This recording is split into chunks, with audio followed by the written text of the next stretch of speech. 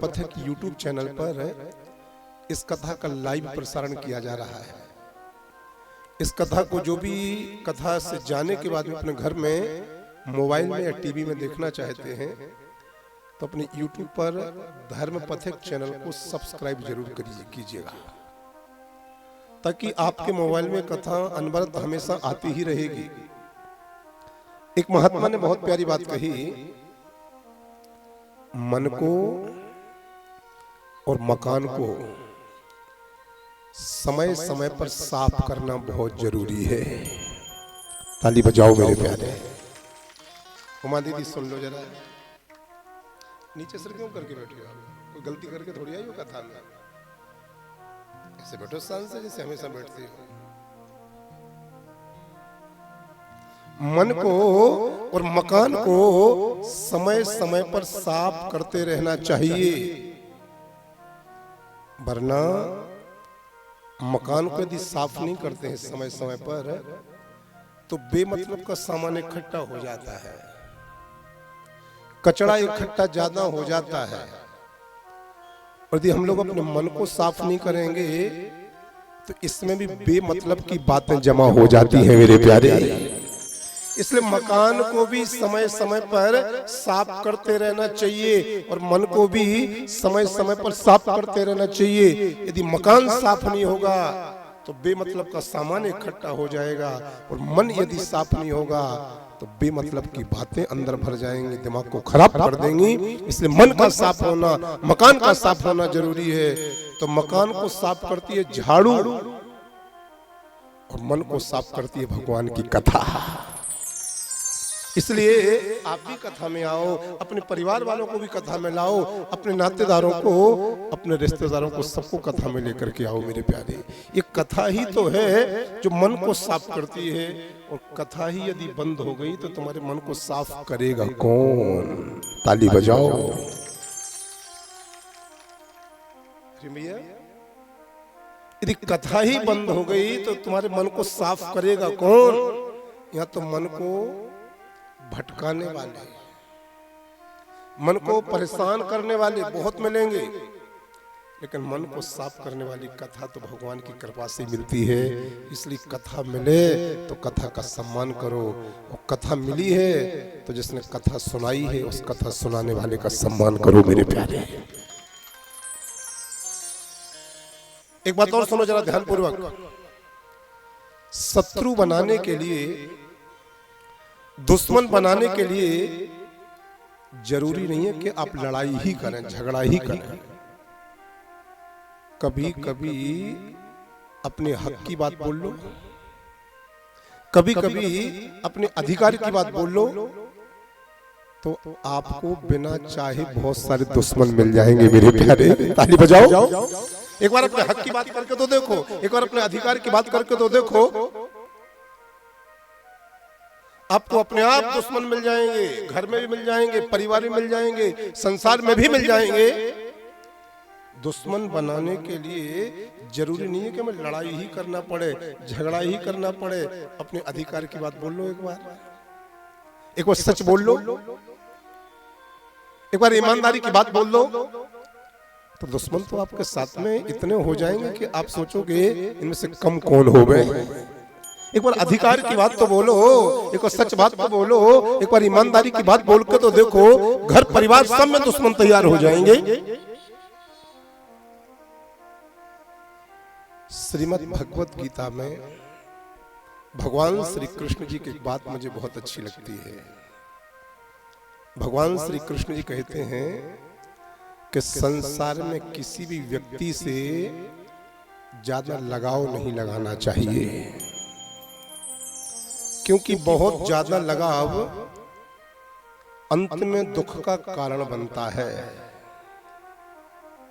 ज्यादा लगाव मनुष्य को एक उम्मीद की ओर ले जाता है, और बाद में वही उम्मीद जब आपकी पूरी नहीं होती है तो वो उम्मीद आपके दुख का कारण बन जाती है। लगाव लगाना हो तो भगवान से लगाना, संसार में किसी से बहुत ज्यादा लगाव लगाने की आवश्यकता नहीं है मेरे प्यारे।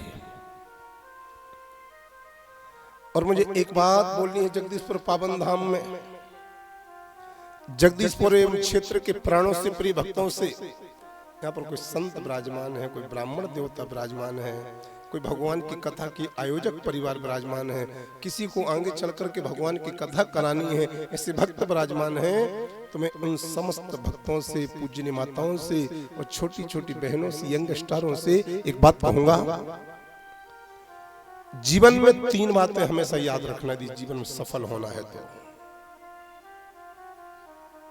पहली बात, कोई कितना ही खास क्यों ना हो,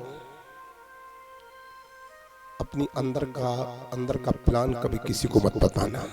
ताली बजाओ।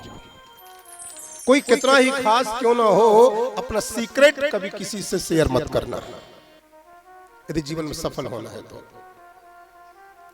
ना जाने आपका सीक्रेट कब लीक हो जाए और आपका प्लान पूरा समाप्त हो जाए। दूसरी बात, कोई कितना ही खास क्यों ना हो, आंख बंद करके भरोसा किसी पर मत करना प्यारे, क्योंकि वो समय बचा नहीं है। जो पहले आंख बंद करके भरोसा कर लेते थे, अब तो तुम जिस पर भरोसा करोगे वही तुम्हें धोखा देगा। तैयार बैठा है। कितनी बातों में बोलूं यार। पहला, सफल रहना है तो अपना सीक्रेट कितना भी खास क्यों ना हो मत बताना। दूसरा, आंख बंद करके कितना ही खास क्यों ना हो विश्वास मत करना। और तीसरा, उस इंसान से हमेशा दूर रहना, बहुत दूर रहना, जिसको तुम्हारे होने से या तुम्हारे ना होने से कोई फर्क ना पड़ता हो। इस इंसान से हमेशा रिश्ते समाप्त कर देना। तुम हो तब भी उसको कोई फर्क नहीं है, तुम नहीं भी हो तब भी उसको कोई फर्क नहीं है। ऐसे इंसानों से मेरे प्यारे हमेशा हमेशा दूर रहना, नहीं तो दुख का, परेशानी का, रोने का कारण बनेगा और आप आगे नहीं बढ़ पाओगे। और मैं तो ऐसा कहता हूं मेरे सुंदर भैया, चिंता करो तो मिले बीमारी। सुनो जरा, चिंता करो तो मिले बीमारी और चिंतन करो तो मिले बिहारी।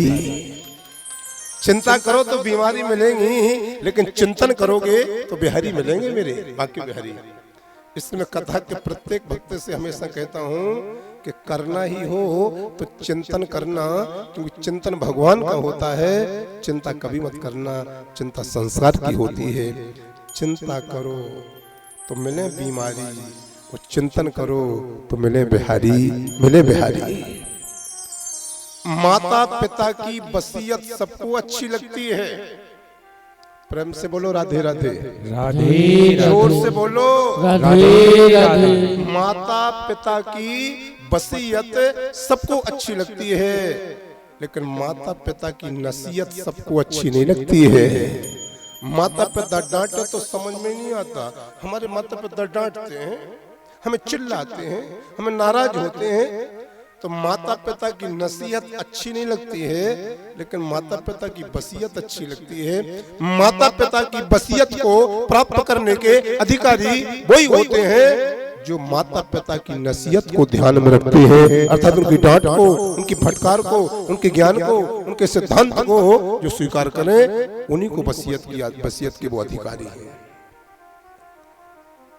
माताओं, साथियों, भगवान से एक प्रार्थना जरूर किया करो रोज। ये प्रार्थना मुझे बहुत अच्छी लगती है, इसलिए भगवान से बोलते हैं, हे प्रभु, बोलो, हे प्रभु, हे प्रभु, जहां मैं गलत हूँ जहाँ मैं गलत हूँ वहां मुझे वहाँ राह दिखाओ। राह दिखाओ। हे प्रभु, हे प्रभु, जहां मैं गलत हूँ वहां मुझे राह दिखाओ। राह दिखाओ। लेकिन मेरे प्रभु, जहां मैं सही हूँ वहां मेरा साथ निभाओ, वहां मेरा साथ निभाओ, वहां मेरा साथ निभाओ। ताली बजाओ।